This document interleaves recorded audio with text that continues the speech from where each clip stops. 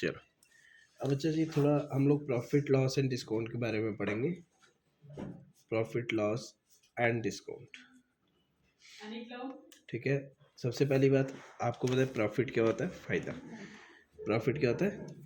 फ़ायदा। कि जब हम किसी चीज़ को ज़्यादा भाव में बेचते हैं, ज़्यादा रेट पे बेचते हैं तो हमें फ़ायदा होता है, ठीक है। जैसे कि आपने जो ख़रीदा होता है उससे अगर आपका बेचने का रेट ज़्यादा हो तो आपको फ़ायदा होगा। मतलब कि इसमें क्या होता है कि आपका सेलिंग प्राइस जो होगा वो ग्रेटर देन होता है आपके कॉस्ट प्राइस। सेलिंग प्राइस क्या हो गया कि जिसमें आप चीज़ बेचते हो, ठीक है, और कॉस्ट प्राइस जिसमें आप चीज़ खरीदते हो, ठीक है। तो इसमें ये भी आता है SP माइनस CP। याद रखना कि प्रॉफिट सेलिंग प्राइस जो होगा वो ग्रेटर देन होगा कॉस्ट प्राइस। तो लॉस में आपके पास आता है कि CP माइनस SP। यहाँ पे आपका कॉस्ट प्राइस जो होगा वो ग्रेटर देन होगा सेलिंग प्राइस, ठीक है। फिर उसके बाद आता है आपका प्रॉफिट परसेंटेज निकालने का फार्मूला। प्रॉफिट परसेंटेज आपके पास आता है profit upon cost price multiply by 100%, ठीक है, याद रखना। लॉस परसेंटेज का आपके पास आएगा loss upon cost price multiply by 100%, ठीक है। ये चीज़ याद रखनी, ये कुछ इंपॉर्टेंट फार्मूला है। अब कई बार क्या होता है कि आपके पास जैसे लॉस गिवन होता है, ठीक है, और मतलब लॉस परसेंटेज गिवन दी होती है और कॉस्ट प्राइस गिवन दिया होता है, ठीक है, कॉस्ट प्राइस गिवन दिया होता है। तो इस केस में आप क्या करते हो? तो आपने फार्मूला लगाना है कि आपके पास फार्मूला होगा selling price equal to cost price into 1 minus loss percentage upon 100, ठीक है। देखो कॉस्ट प्राइस भी गिवन, लॉस परसेंटेज भी गिवन, तो आपने निकालना है सेलिंग प्राइस। तो अगर कई बार क्या होता है कि आपके प्रॉफिट परसेंटेज भी गिवन होती है और कॉस्ट प्राइस भी गिवन होती है, ठीक है।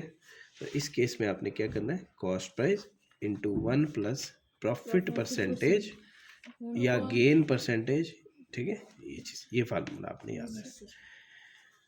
अगर सपोज मेरे को यहाँ से इस फार्मूले का इस्तेमाल करके मेरे को निकालना है कॉस्ट प्राइस, तो वो कैसे निकालोगे? आपका कॉस्ट प्राइस यहाँ पे होगा, ठीक है।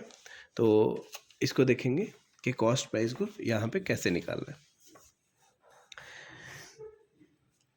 एक सेकेंड, हाँ अब ठीक है। तो यहाँ पे आपके पास जब ये वाला निकालना है कॉस्ट प्राइस, सबसे पहली बात आपके पास क्या आएगा कि आपने क्या करना है, इधर से इधर 100 को मल्टीप्लाई कर दो। जैसे फार्मूला है selling price equal to cost price 100 minus loss percentage upon 100। आपको निकालना है ये वाला, इसको यहीं पे रहने दो। तो ये 100 सीधा इसके साथ मल्टीप्लाई होगा, SP multiply by 100 upon 100 minus loss percentage equal to cost price.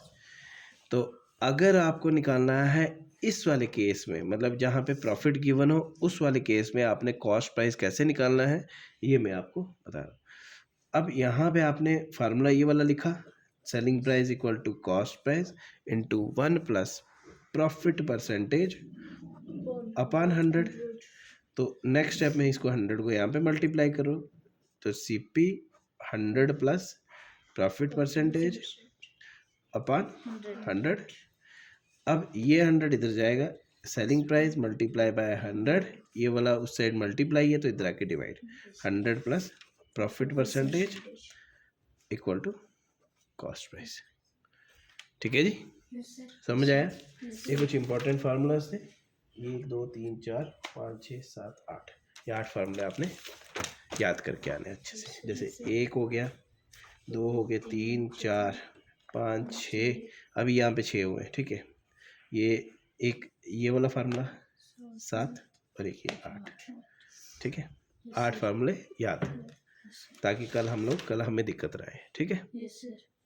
ये ग्रुप में भेज देना या मैं खुद डाल दूंगा, वेट करो।